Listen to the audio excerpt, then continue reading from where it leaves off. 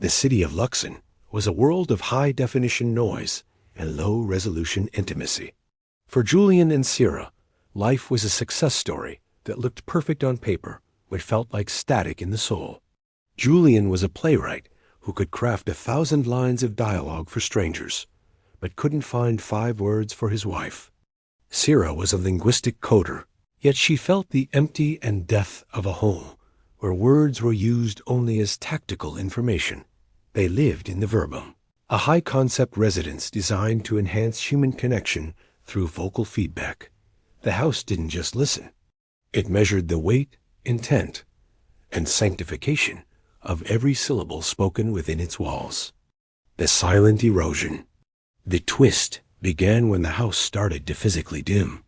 The Verbum's power was tied to the emotional resonance of the couple's speech. Because Julian and Sira spoke only in efficient metrics. Did you pay the bill?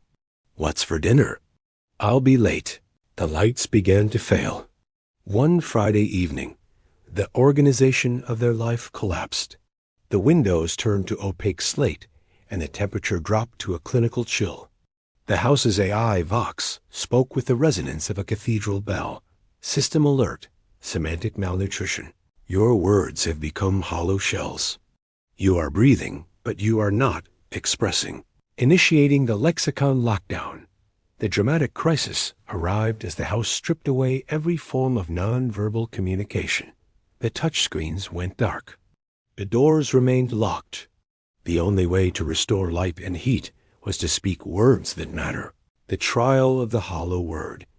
The house didn't just want talking. It wanted truth. I love you, Sira, Julian said, his voice bouncing off the cold walls. The lights flickered for a microsecond and died.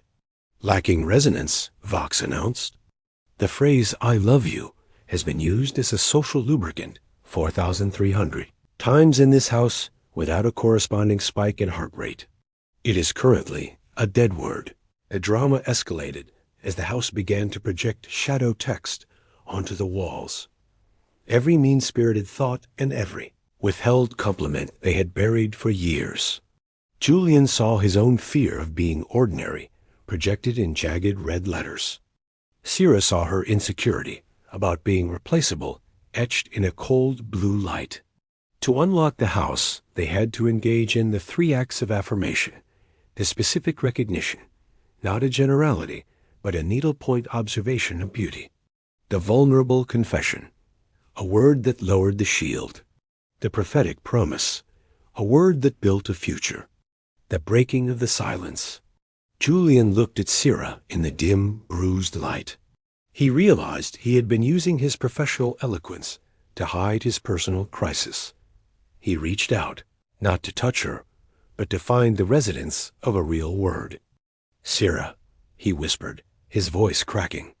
I see the way you tuck your hair behind your ear when you're solving a logic gate, and I realize that you are the only organization in my chaotic world. I'm terrified that if I stop talking about my plays, you'll realize I'm just a man who is afraid of the dark. The walls glowed a soft, pulsing violet. The temperature rose. Sira felt the transformative power of his honesty.